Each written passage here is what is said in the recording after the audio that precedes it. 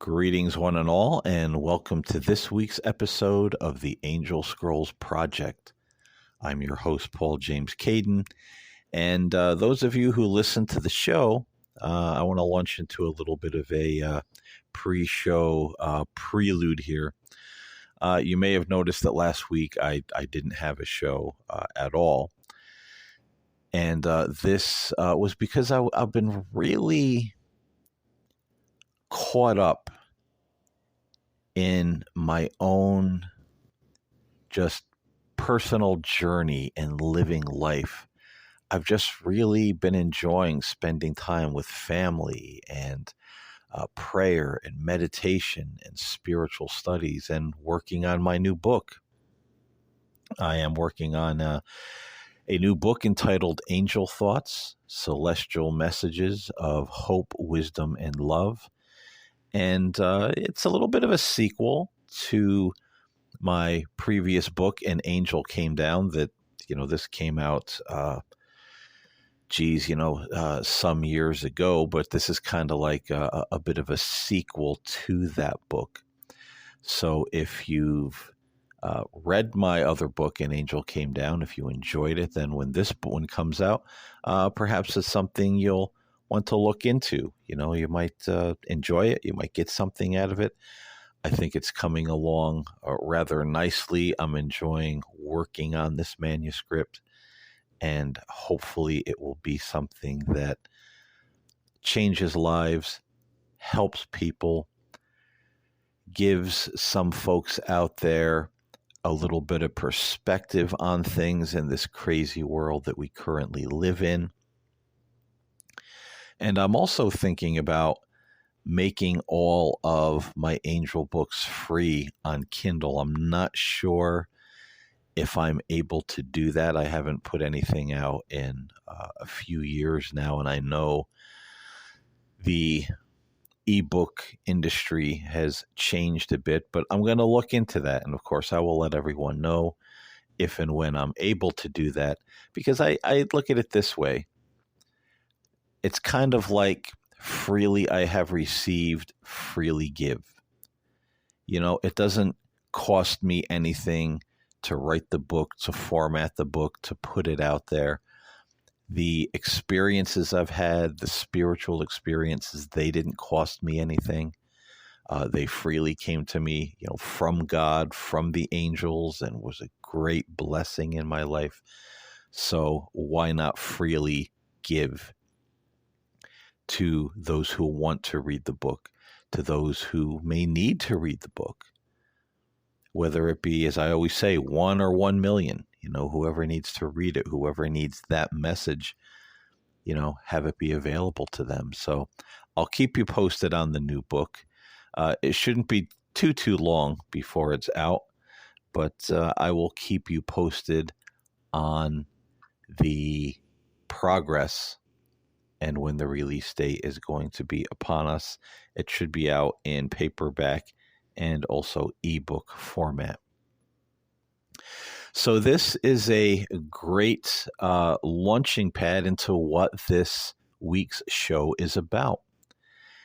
And this week on the Angel Scrolls Project, we are going to be asking the question, is it wrong to communicate with angels? There's a lot of people out there who claim they've had encounters with angels. They've communicated with angels. They've communicated with their own guardian angels. And, I happen to be one of those people. I've had my own angel experience. It happened back in the November of 1979. It reoccurred throughout my life in various years. If you read my book or listen to any of my podcasts, you know the story. And it was a life changer and a life saver for me. I don't know if I would be the person I am today if it wasn't for that experience. I wasn't always perfect. I didn't always execute, the things that I learned in a very good way. I wasn't always perfect in the way that I treated other people or things that I've done, but I've grown and matured, and I don't think I would be the person I am today if it wasn't for that experience. It literally changed my life and put me on the path that I'm on today. And if someone could offer me and say, well, if you could go back in time to 1979 and have that experience never happen, trade it for $1 billion, you'll grow up, you'll be rich, you'll never want for anything, would you do it? And honestly, I could say my answer would be no, because I wouldn't trade what that experience has given me for anything. Not all the money in the world.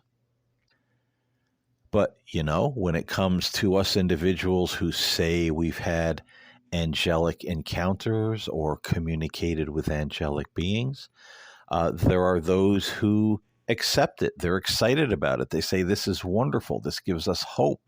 We're not alone. There's somebody looking out for us, God's messengers, our guardian angels. But then there are those who say, well, wait a minute, not so fast. We shouldn't be talking to angels. We should only be talking to God or Jesus.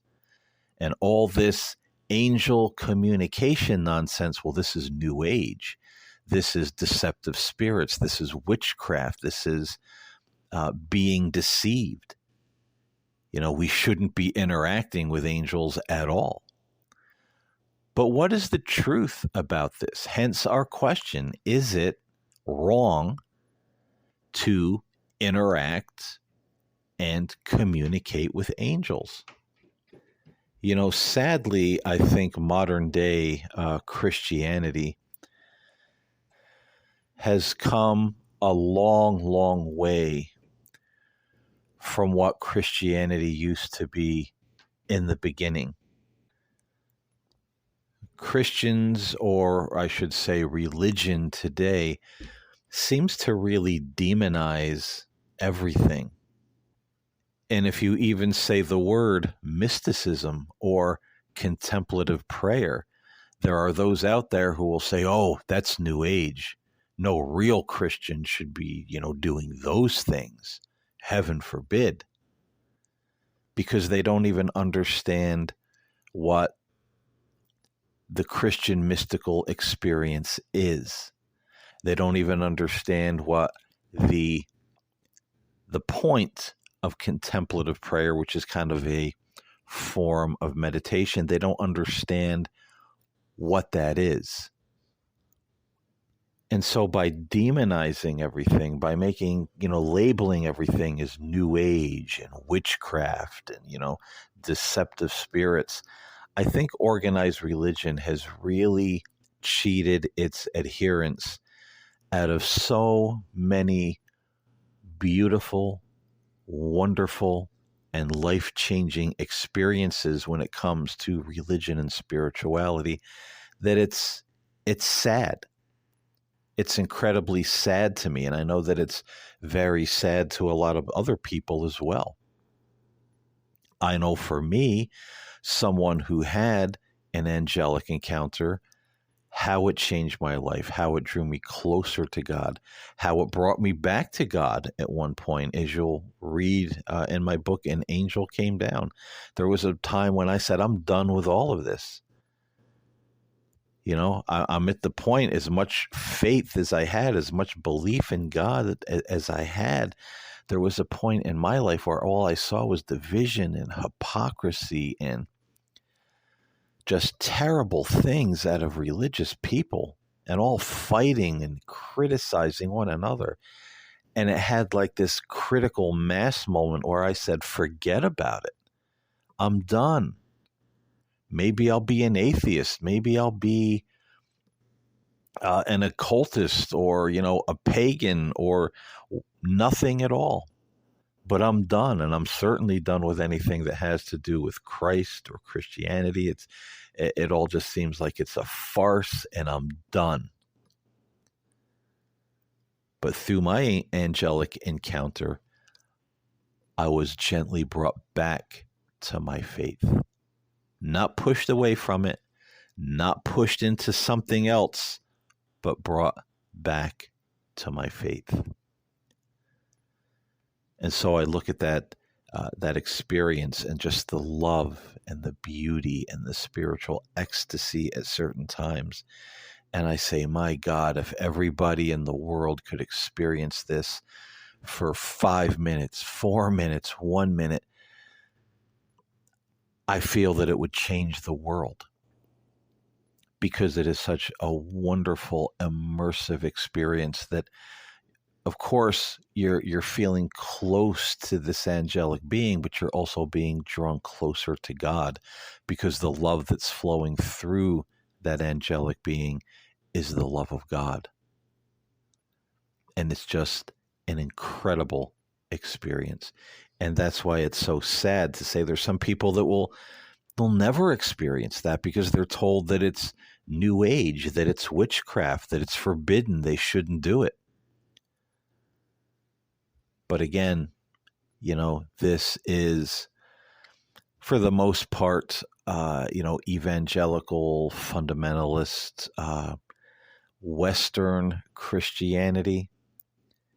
And it really has robbed people of a lot of wonderful experiences that could change their lives, heal their lives, and bring just a different perspective on life and life in this world, how we treat one another.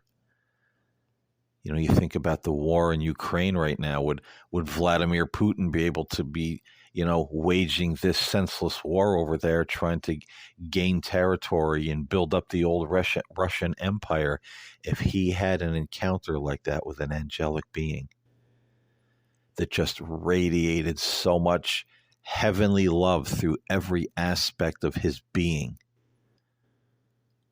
Would he be able to come back from that experience and say, yes, I want to kill innocent people? Would all of these government elitists across the world, if they could experience that kind of love from an angelic encounter, would they come back from that and say, well, I'm still going to plan to take over the world and, cobble all of the, resources together for myself and my family and us chosen people that are the rich and the elite? Would they still have that attitude, or would they come back kind of like Ebenezer Scrooge in A Christmas Carol and say, I'm a different man? I'm seeing things so differently now. Where have I been all of my life? I feel like I'm waking up from this bad dream, and I feel a lot of them would. But again, we're cheated out of these experiences. A lot of people are cheated out of them because the religion is stripped of all of its power, stripped of all of its mysticism, stripped of all of its spiritual, supernatural encounters and interactions. And then everybody, wonders why people are going to the New Age or going to the occult or joining, these strange secret societies with their rituals and their magic that claim to have some kind of power, because all the power has been sucked out of religion, and that shouldn't be.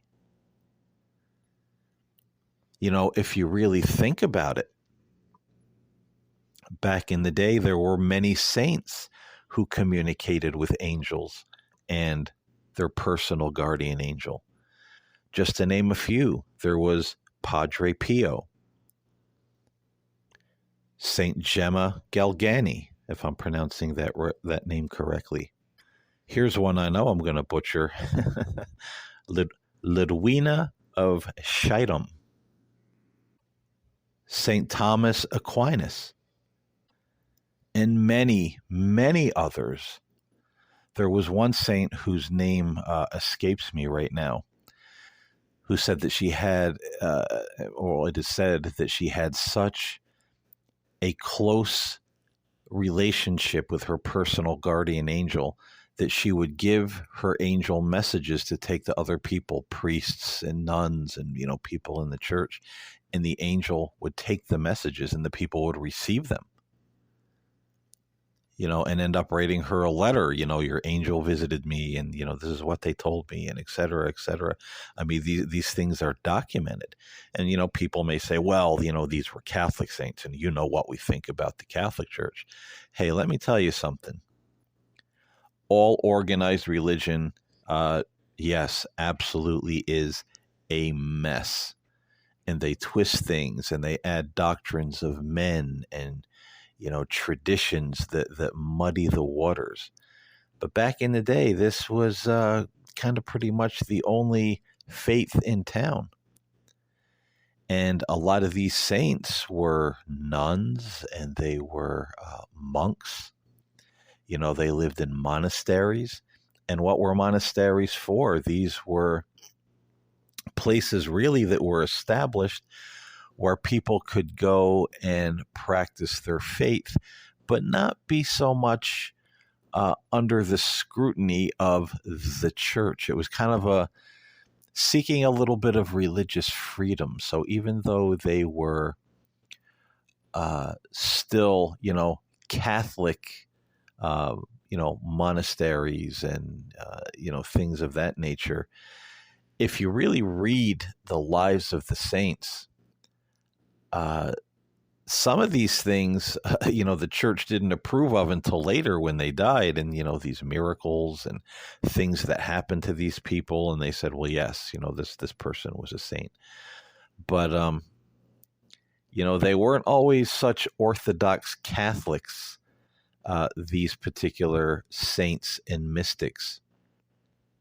But they were deeply, deeply devoted to their faith, deeply devoted to Christ. And these people are, recorded as doing things that we would never even dream of. I mean, literal and actual miracles and supernatural happenings around them that were witnessed by many other people. And they were good people. They helped the poor.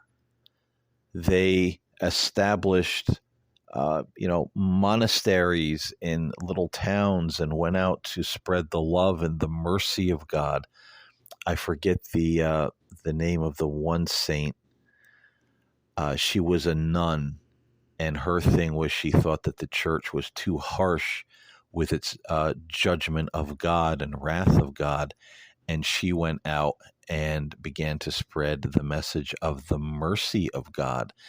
And she's actually the one that had the vision that came up with what the Catholics pray, the Chaplet of Divine Mercy.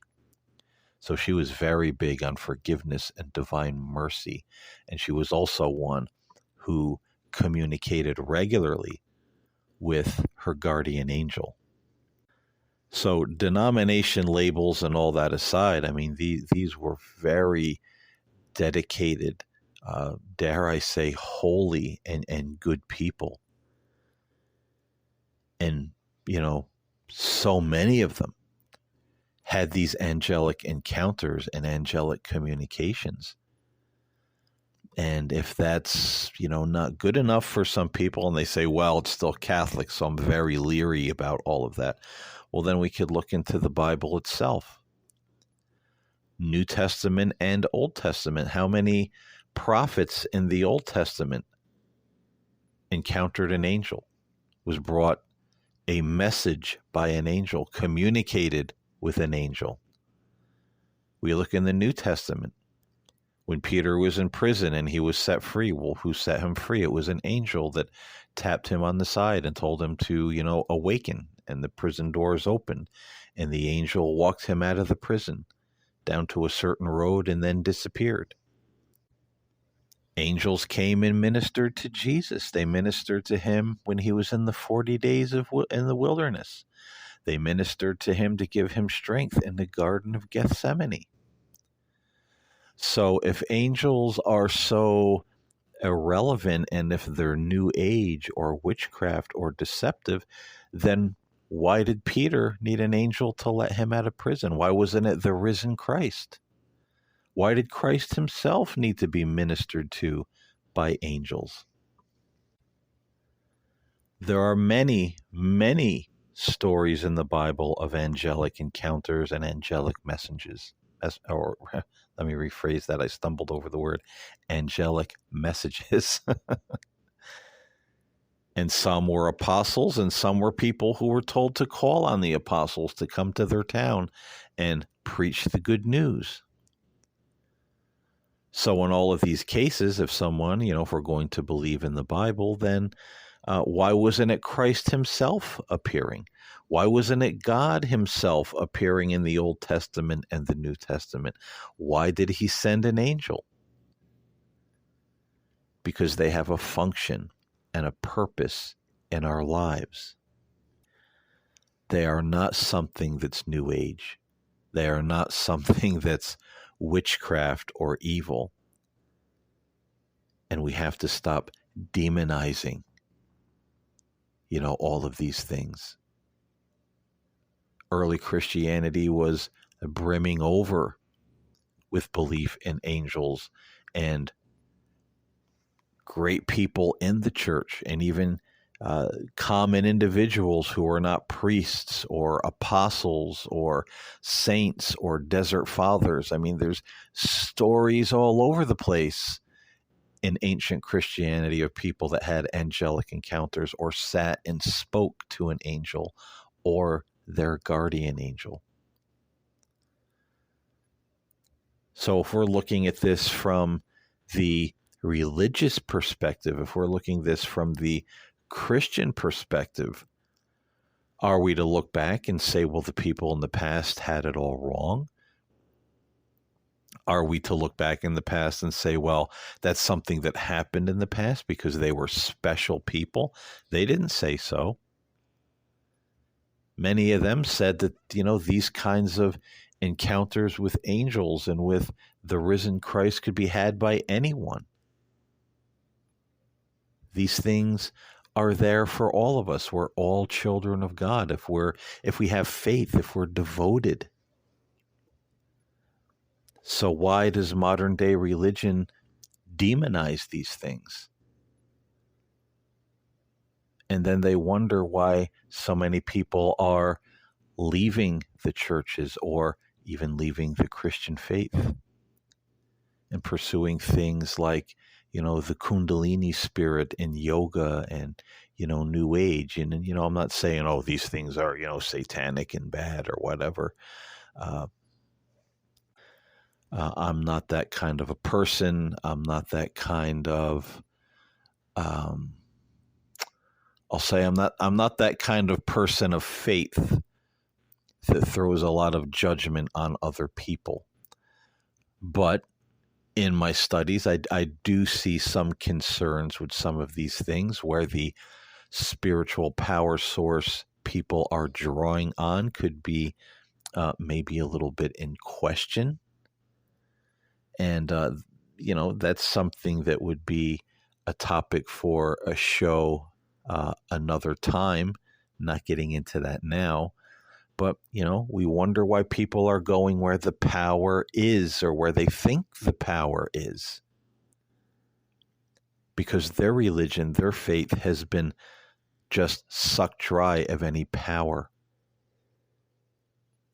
and any encounter that would just bring awe and amazement.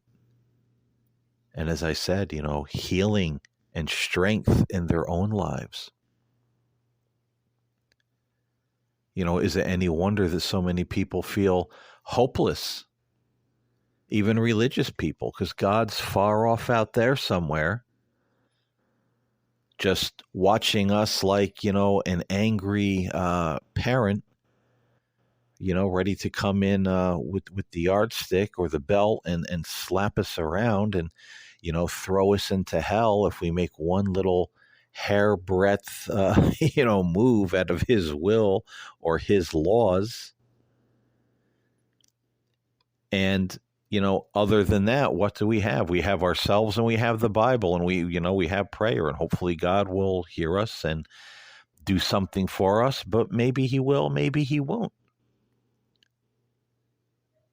We lack so many other things in our religions, Where are the angels? Where's the comfort of our guardian angels?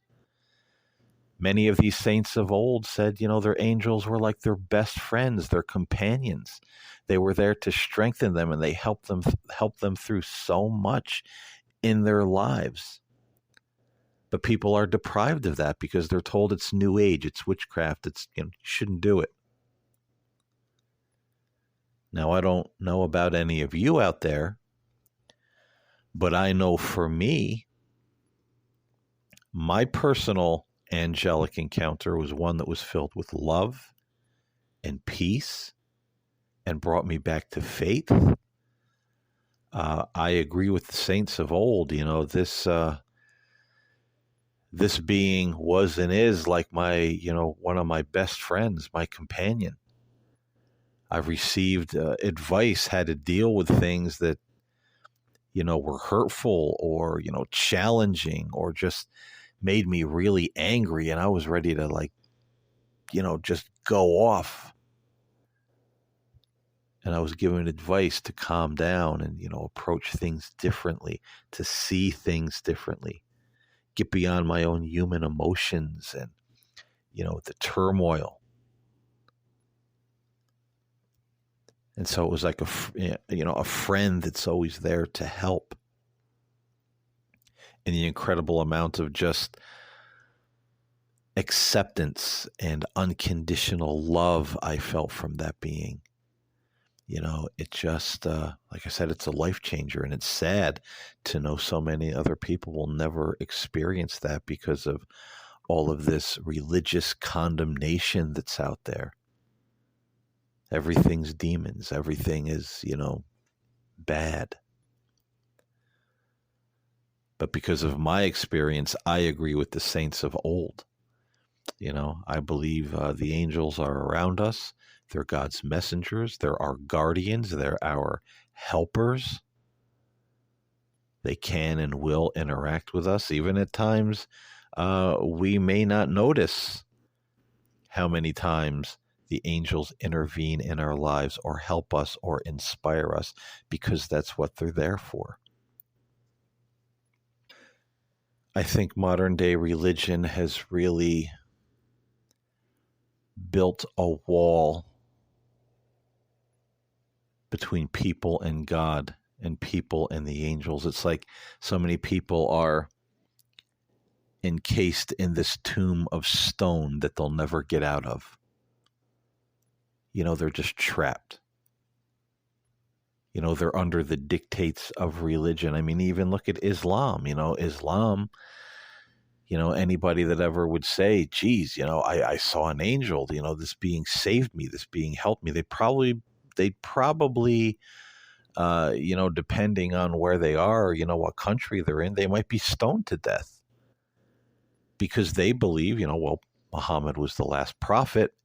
He's the last person who is ever going to see an angel on this earth until the day of judgment. So again, people are told even there, you're not allowed to do this. You can't do this.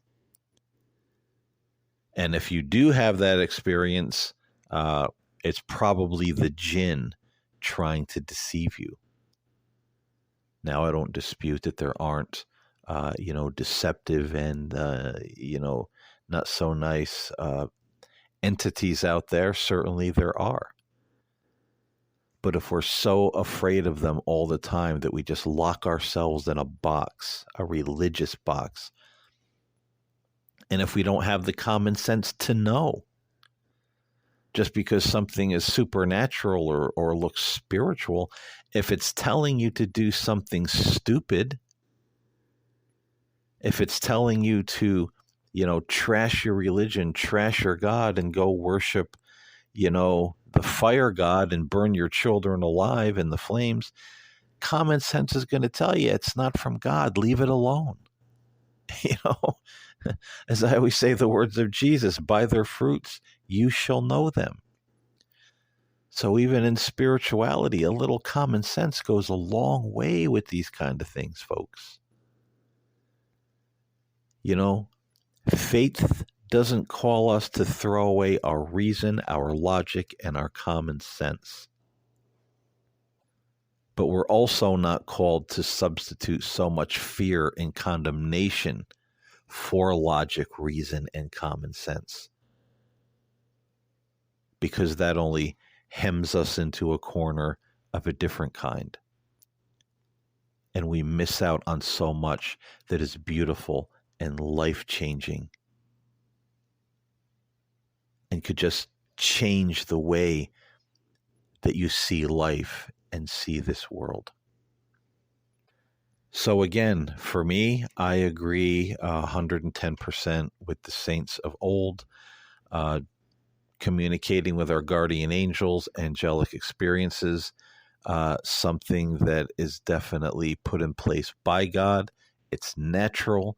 It's there for us to, I guess for lack of a better word, to participate in, to interact with, to have these experiences. Not that angels are going to be popping up everywhere in your life every day and you're going to sit around having tea time with them at 4 p.m. every day, because that's not the way it happens either. Although some people would have us believe it does. And the charlatans, they're another story that muddies the waters out there. But those things are out there, and they're not demonic. They're available to us. And as I said before, it would change the world if we would only have the faith and open our minds and open our hearts. So I agree with the saints of old. These things are real. It's a natural part of our faith and our spirituality, and we shouldn't be afraid of it. So those of you listening to the show, what do you think? Do you think it's okay to have angelic encounters? Is it okay to communicate with angels? Or do you think it's wrong? And if so, why? Chime in the comments below if you're listening on YouTube. If you're listening on one of the other podcast platforms, you can head over to YouTube and type in Paul James Caiden - the Angel Scrolls Project. Go to my channel. Just comment underneath. Or send me an email at nocturnalmagic@gmail.com. Let me know what you think on this subject. So I appreciate each and every one of you listening. As always, I hope you got something out of this show. I hope it gave you some hope, some faith, and a little something deeper to ponder in this crazy, crazy world that we currently live in. Until next time, stay in love, stay in light, walk with the angels, and have a wonderful, blessed day. God bless everybody.